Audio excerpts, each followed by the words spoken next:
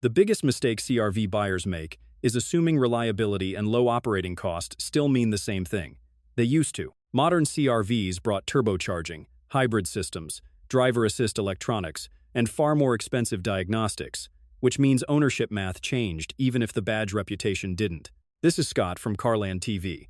The platform itself is not the villain here. The misunderstanding is, once you separate engine concerns, hybrid advantages, and long-term maintenance realities, the CRV starts making a lot more sense, and in certain trims, a lot less. Bought for the badge.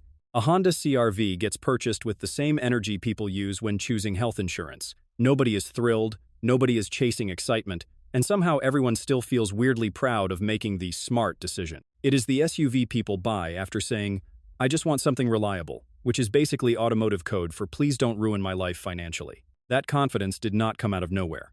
Older CRVs, especially those K24-powered models from the late 2000s into the early 2010s, built that reputation brick by brick. Those things survived college kids who forgot oil changes, parents who treated maintenance like a rumor, and families that somehow believed check engine lights were just decorative. 200,000 miles was normal. 300 if the owner had even mild emotional stability. A current CRV is playing a completely different game. The gas version uses the 1.25-liter turbo with 190 horsepower, while the hybrid pushes 204 combined horsepower and feels better around town.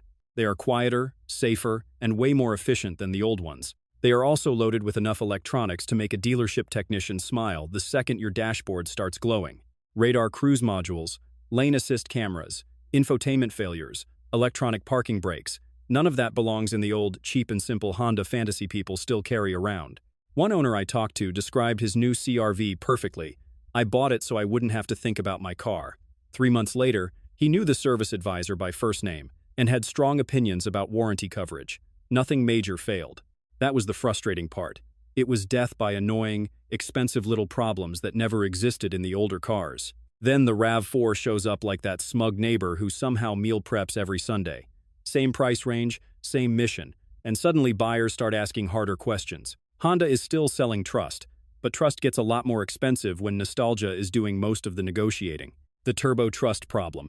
The phrase oil dilution did more damage to the CRV's reputation than most actual engine failures ever could. People hear it once and immediately picture gasoline pouring into the crankcase like somebody filled the engine with lawnmower fuel by accident. It sounds catastrophic, and for Honda, the wording alone was a PR nightmare. The issue centered on the 1.25-liter turbo engine used in the newer CRV.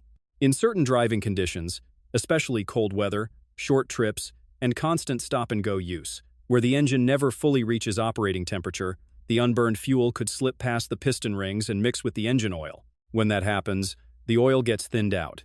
Oil is supposed to protect, cool, and lubricate internal parts. When gasoline starts joining the party, nobody feels optimistic. Owners reported rising oil levels on the dipstick, a noticeable fuel smell from the oil cap, rougher cold starts, and long-term worries about premature engine wear. Some people have never had a problem. Others were checking their dipstick like it was part of their morning coffee routine. The real frustration was inconsistency. If every engine failed the same way, people would at least know the rules. Instead, one owner had zero issues, while another was convinced the car was plotting revenge. Honda responded with software updates to help engines warm up faster, revised climate control logic so the engine would stay hotter in winter conditions, and warranty extensions in some regions. That helped, but the internet had already done its job. Once people start using phrases like design flaw, trust gets expensive. That shadow still follows the 2026 CRV, even though the newer versions are far less associated with the problem. Buyers are not just purchasing horsepower and cargo space, they are buying peace of mind. And once an engine makes people nervous enough to smell their dipstick like a suspicious detective, rebuilding confidence takes a lot longer than fixing software. Expensive little issues. People hear Honda reliable and assume ownership will be cheap forever, but newer CRVs have a different kind of expense. The engine usually is not the part sneaking into your wallet. It is the modern safety tech and the repair costs attached to it. A lot of owners do not realize they bought a crossover with the maintenance personality of a laptop. Start with the windshield. On older CRVs, cracked glass meant replacing glass. On newer models with Honda sensing, especially 2023 and newer, the front camera system tied to lane keeping, collision mitigation braking, and road sign recognition often requires recalibration after windshield replacement. Honda specifically calls for camera aiming procedures after replacement because the system depends on precise alignment. That means a simple rock chip can turn into a much bigger service bill than people expect. The front radar sensor creates the same headache. Adaptive cruise control and collision warning rely on radar hardware mounted near the front grille area. Even a minor front-end bump, something as boring as a parking lot tap, can require inspection and recalibration because sensor alignment matters. You are not just fixing plastic trim anymore. You are paying to convince your CR-V that it can trust the road again. Then came the steering recall on 2023 to 2025 CR-V models. Honda issued recalls tied to steering gearbox assembly, concerns that could increase steering effort or create an abnormal steering feel. That is a real manufacturer-recognized issue, not an internet rumor. And it matters because buyers expect new Hondas to be boring in the best possible way. This is where ownership gets misunderstood. The CR-V can still be dependable and still cost more to maintain than buyers expected. It starts every morning, gets the kids to school, and quietly reminds you that modern reliability often comes with calibration fees attached. The hybrid trap, or advantage. The cheapest CR-V on the lot is usually the one people feel safest buying, and that logic makes sense for about 5 minutes. Lower monthly payment, lower sticker price, easier decision.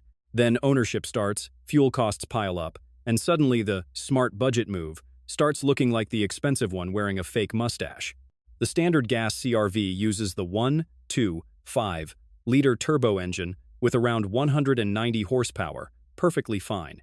It moves the car, handles commuting without complaint, and for plenty of drivers, it does the job.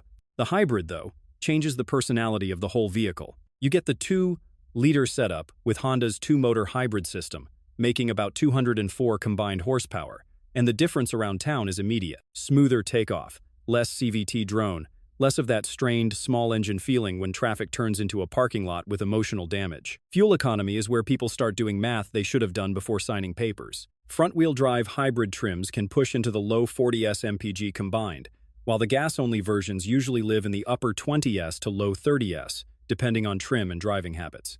If your life involves commuting, school drop-offs, grocery runs, and spending half your existence at red lights, the hybrid starts looking less like a luxury and more like basic common sense. There is also the trust issue. Plenty of buyers still side-eye the 1.5 turbo because of the old oil dilution reputation. Even though newer models are much better sorted, the hybrid quietly avoids a lot of that emotional baggage because people hear hybrid and think of the future, while small turbo still sounds like a pending argument. The trap is buying the cheaper trim to save money and then spending years proving to yourself it was the right call. Sometimes the more expensive CR-V is the one that lets you stop thinking about the car, which is supposed to be the whole point of buying a CR-V in the first place. Why Toyota wins anyway. Park a CR-V and a RAV4 next to each other and watch how people decide. It gets weirdly psychological. The Honda Curse usually feels nicer on the first drive. Quieter cabin, better seats, less road noise, and a steering feel that does not remind you of operating farm equipment. Then the Toyota wins anyway, because people are not buying the test drive. They are buying future peace and quiet. Toyota has spent years building the most boring complement in the car world. Yeah, it'll probably just keep running. That sentence sells an absurd number of RAV4s. Buyers forgive the plain interior, the noisier ride, even the personality of stale toast, because trust beats charm when you are signing a 5-year loan. Honda gets judged harder because the expectation is different. A CR-V buyer expects comfort and Honda reliability. Once the old turbo oil dilution stories enter the conversation, or someone mentions steering recalls on newer models, confidence gets shaky fast. Even if the current CR-V is better sorted, buyers start thinking like defense attorneys. They are not asking if the car is good. They are asking if they will regret choosing it over the Toyota. The numbers do not help Honda relax either. A well-equipped CR-V hybrid and a comparable RAV4 hybrid can live in very similar price territory, often low to mid $40,000 once dealers and options finish their usual acts of financial violence. At that point, people start saying, for the same money, why gamble? Personally, the CR-V is the better daily driver for a lot of people.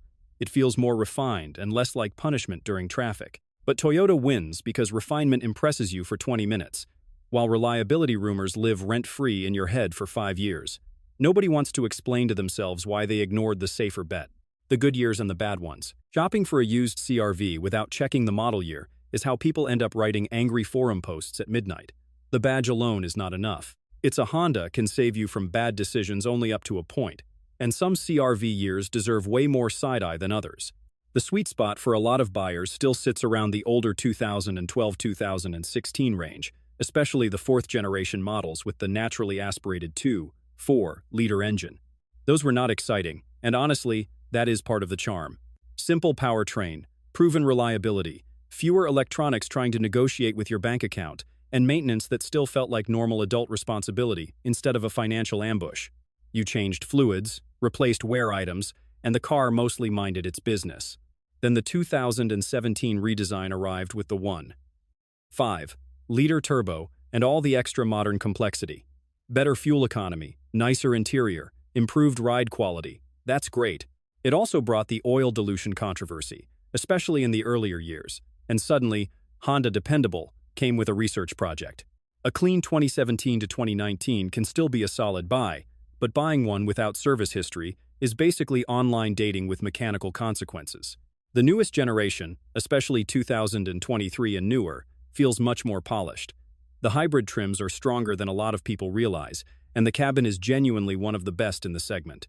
But now you are dealing with steering recall conversations, sensor recalibration costs, and the reality that modern reliability is expensive even when nothing technically breaks. A used CRV should make your life quieter, not turn you into someone who knows 3 service advisors by first name. The good years feel invisible in the best way. The bad ones introduce themselves every month.